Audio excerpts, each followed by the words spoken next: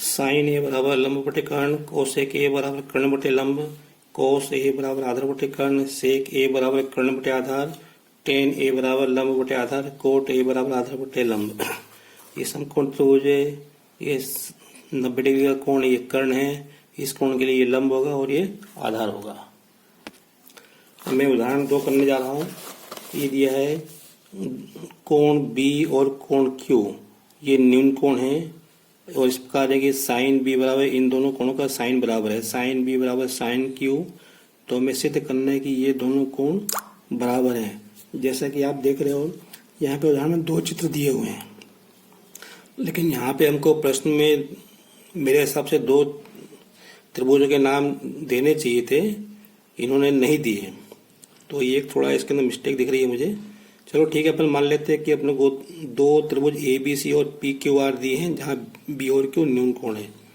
तो हमें सिद्ध करना है साइन, और हमको दिया है साइन बी बराबर साइन क्यू, तो हमको सिद्ध करना है कोण बी बराबर कोण क्यू। तो देखो आगे बढ़ते हैं अपन।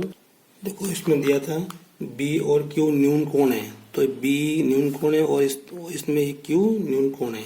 इसमें ये कोण सी समकोण है और इसमें कोण आर समकोण है।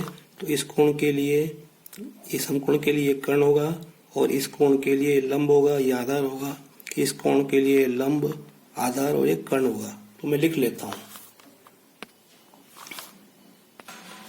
अब देखो साइन बी बराबर साइन क्यू हमको ये दिया, मतलब इस कोण का साइन और इस कोण का साइन हमको बराबर दिया है। तो साइन क्या होता है, लंब बटे कर्ण। तो साइन बी, तो इस त्रिभुज में इस कोण के लंब ये होगा, कर्ण ये होगा। तो इसके स्थान पे अपन क्या लिख सकते हैं, इसके स्थान पे हम ए सी बटे ए बी हम लिख सकते हैं। इसी प्रकार यहाँ पे साइन क्यू, तो इस कोण के लिए लंब ये है, कर्ण ये है, तो इसके स्थान पे हम पी आर बटे पी क्यू लिख सकते हैं। पी आर बटे पी क्यू हम लिख सकते हैं। यहाँ पे आप लिख दो साइन थीटा बराबर लंब बटे कर्ण। अब देखो यहाँ पे थोड़ा सा आपको ध्यान रखना है, ध्यान रखना है।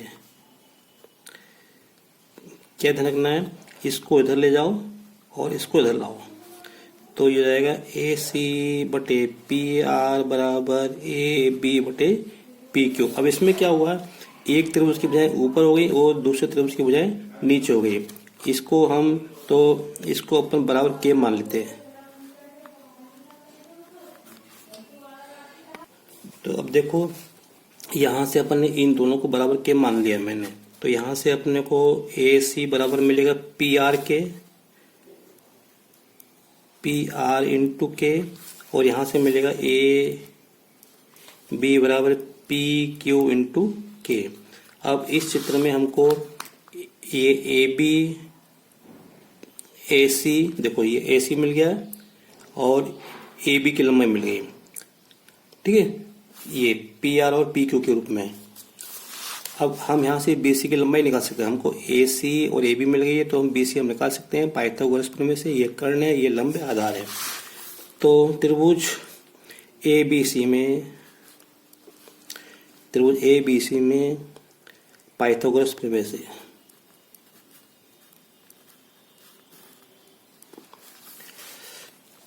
क्या हो जाएगा, ए बी वर्ग बराबर ए सी वर्ग प्लस बी सी वर्ग।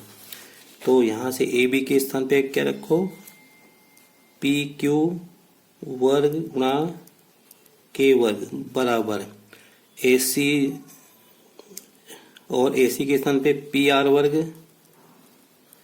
इंटू के वर्ग प्लस बी सी, तो हमको निकालना है। तो यहाँ से इसको उधर ले आओ, तो ये हो जाएगा बी सी वर्ग बराबर पी क्यू वर्ग इंटू के वर्ग माइनस पी आर वर्ग इंटू के वर्ग। यहाँ से देखो के वर्ग कॉमन आ रहा है, तो के वर्ग कॉमन निकाल लो, तो ये बचेगा पी क्यू वर्ग माइनस पी आर वर्ग। तो ये हो गया बी सी वर्ग, ठीक है। अब हम ध्यान से देखें जरा, समकोण त्रिभुज पी क्यू आर की बात करें तो इसका वर्ग बराबर इसका वर्ग प्लस इसका वर्ग। मैं यहाँ पे लिख देता हूँ, समकोण त्रिभुज पी क्यू आर में, पी क्यू आर में पी क्यू वर्ग बराबर पी आर का वर्ग प्लस क्यू आर का वर्ग। यहाँ से ये जो पी आर है ना, इसको तो ट्रांसफर कर दो तो ये जाएगा पी क्यू वर्ग माइनस पी आर वर्ग बराबर क्या मिलेगा, क्यू आर वर्ग।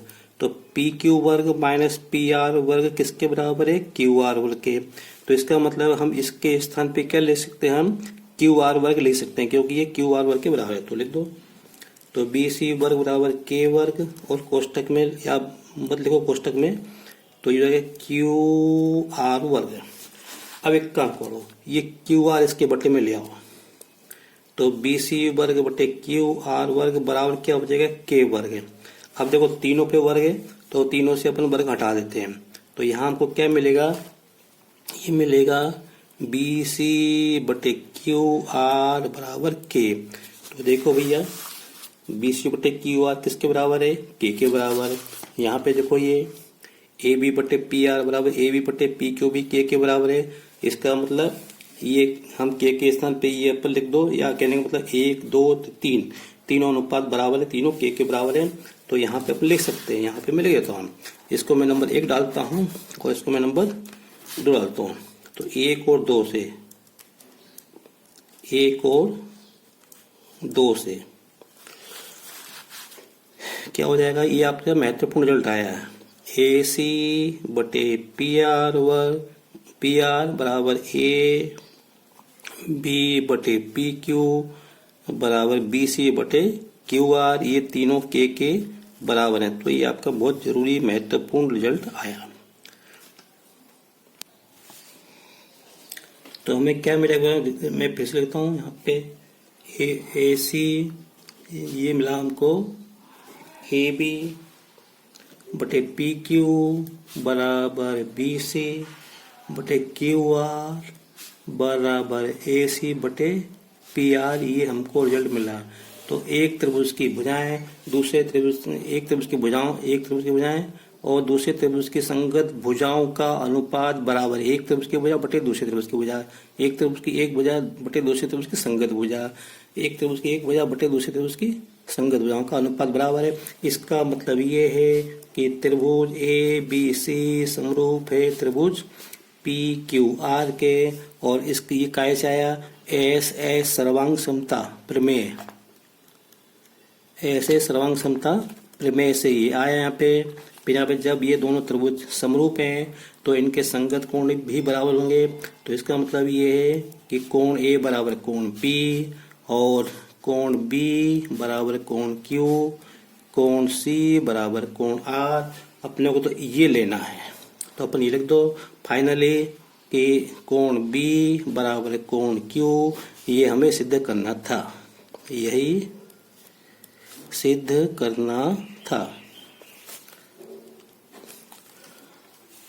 तो बच्चों मुझे आशा है कि आपको ये प्रश्न समझ में आ गया। उदाहरण में थोड़ा कुछ अलग तरीके से दिया है ना, तो मैंने अपने हिसाब से आपको समझाया। मैं आशा करता हूँ कि आपको ये प्रश्न समझ में आ गया होगा। अगर आपको मेरा वीडियो पसंद आया हो तो इसे लाइक करें, शेयर करें, सब्सक्राइब करें और इसको आप अपनी कॉपी में जरूर नोट कर लें। देखो प्रश्नों का अभ्यास करने से हमको ठीक रहता है, हमको याद रहता है, दिमाग में रहता है हमको किस प्रश्न में क्या और कैसे करना है। Thank you.